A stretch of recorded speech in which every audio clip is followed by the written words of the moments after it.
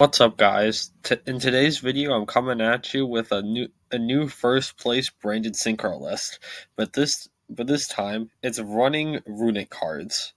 I think this is a very cool innovation to the deck, as it gives the deck a lot more plays and has some interesting interactions in it. This deck actually has some weird ratios in it, but I think there are definitely some decent explanations behind at least some of them. So the main idea of the deck is you're using the Runick engine and combining it with this small Bystial slash Synchro package to make impressive boards and also have an insane grind game.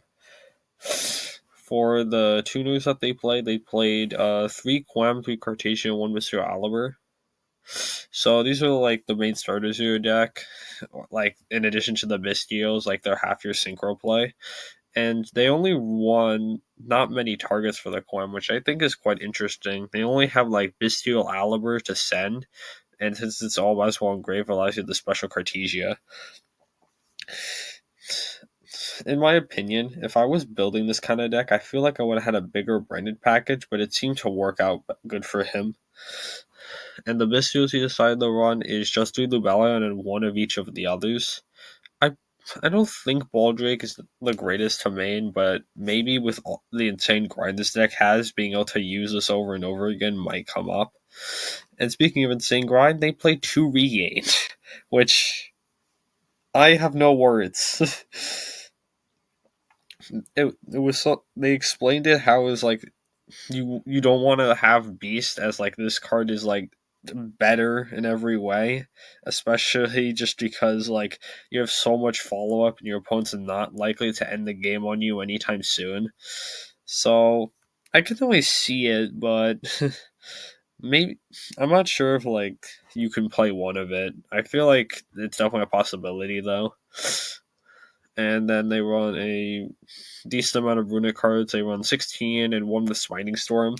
I like their explanation behind running a Smiting Storm in main instead of a Dispelling, as it's like another runic you can activate for free, even when you have something in the extra monster zone. Though you can't really use it going first, why it's like not at multiple copies, but it's still nice going second. I feel like this deck's grind game feels like almost as strong as like a branded grind game, like even more so, just because it's like Fountain being able to just put back all your runics and add so much to your hand. I actually played against a deck like this, but like it was kind of different, as like it had more of a branded package in it, like branded fusion stuff like that. Stuff that I definitely agree with a bit more, and probably how I personally build the deck. And for like the fusions, they don't even run that many. It's just like 1 Grangoyle. But like you can always just use Regain to put it back and draw. And that's also another good thing. The Runics, when you banish their guys, you can, if they get Lights and Darks banished, which they're likely to have, then you can just go Regain, put back to draw. Which, I mean, I guess it doesn't work with like a game plan to deck your opponent out as you're giving them back cards. But then again, you can probably get in a game state where you can just don't have to activate Runics and then just win on like the following turn. And in the extra deck, they run a lot of like different and like strange synchros. Trimaster. Let me just see. Okay, so it gets the draw if you use the Quam and the Hugin as the materials, which is like the way you'd be summoning this card. Uh, I don't know about like this card specifically. It's neat, but I feel like why this guy specifically? It's probably because it's just like a non-tuner 6. But I feel like Coral is also just like so good, especially with like how Nature Runic used to play, like where they would then summon like a Jerry and then add back like a Fountain after like using like the first one. But then, instead of making like a Baron, since this is a non-tuner dragon, you can just turn this into a Dispater and also get a free draw, which is like so insane. But in this deck, it doesn't really seem that abusable, especially that there's not like too much reward. As the only thing you can really link a Dissipator off for is like a Little Knight, and then you can use something like Regain to reborn it.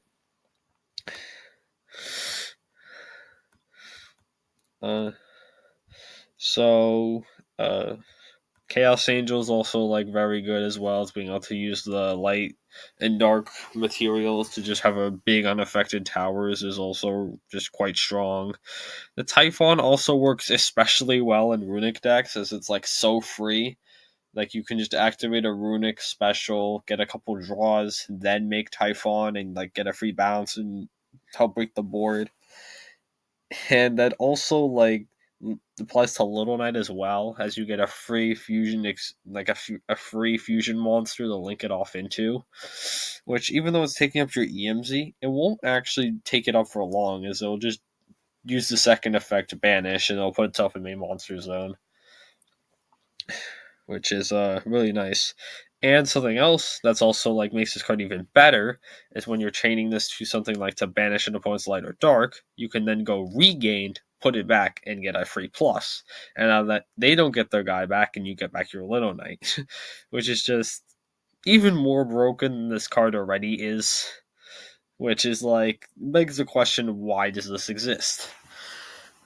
The non-engine they chose to play, I do like running talents, as like a lot of decks I've been seeing have been running some sort of hand traps.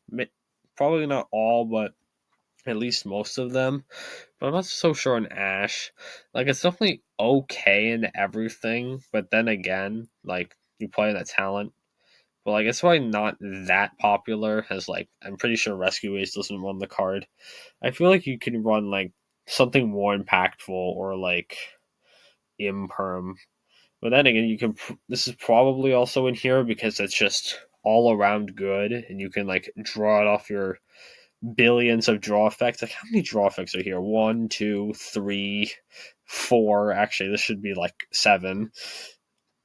And then just like a bunch of other stuff, and even like the talent as well.